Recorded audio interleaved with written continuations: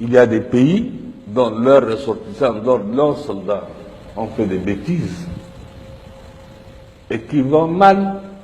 Le rôle que le Tchad a joué est un rôle neutre. Vous pensez à la France, aux soldats de Sangaris? C'est un rôle neutre. Vous avez les soldats français, les soldats congolais, vous avez les soldats, je ne sais pas, d'autres nationalités aussi. C'est un rôle neutre. Par contre, les autres n'ont pas joué un rôle neutre. Qui a armé les anti-Balaka?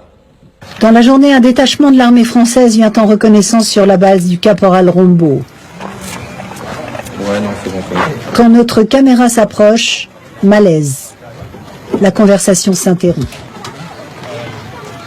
Le capitaine va engager la discussion avec la milice chrétienne.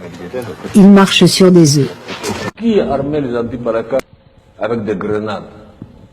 Qui a armé les anti-Balaka avec des Kalachnikov et des munitions? Le caporal Rombaud passe un coup de fil à un adjudant de l'armée française.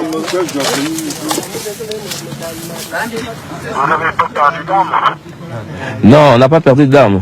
Notre arme est restée avec nous, mais on a un problème de munitions là. Mais j'aime mieux, qu'est-ce qu'on peut avoir, on peut se rencontrer aujourd'hui ou demain? Bah ok, j'aime mieux qu'on se rencontre dans l'après-midi là. Ah, j'ai beaucoup de choses à vous dire. Ok. Oui, merci. D'accord. Rendez-vous est pris, la réunion a lieu sur la base du caporal Rombaud, loin de nos caméras. Nous n'avons pas le droit d'y assister.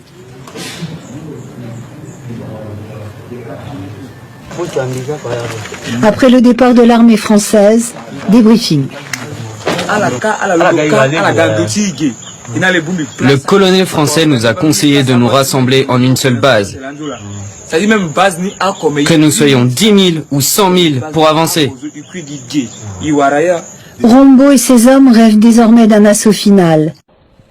Qui a créé le problème affrontement entre musulmans et chrétiens en République centrafricaine? Ce n'est pas le Tchad.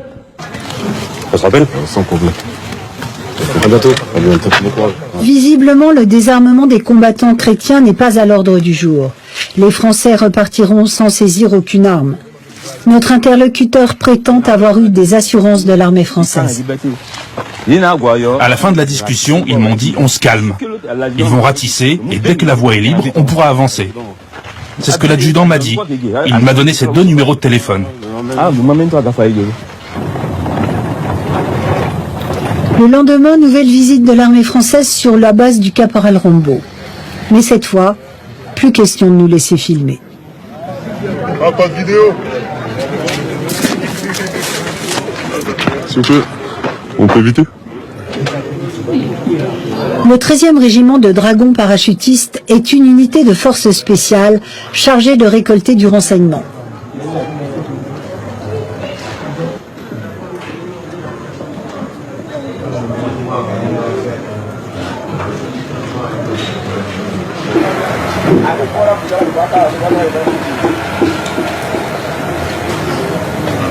L'heure de la revanche a sonné.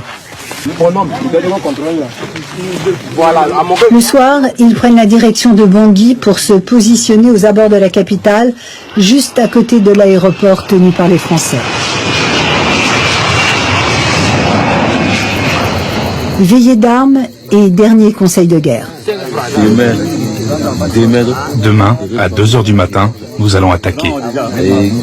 Quelles que soient les conditions, on va tirer avec la mitrailleuse. Mais soudain, le caporal Rombaud est appelé par son aide de camp.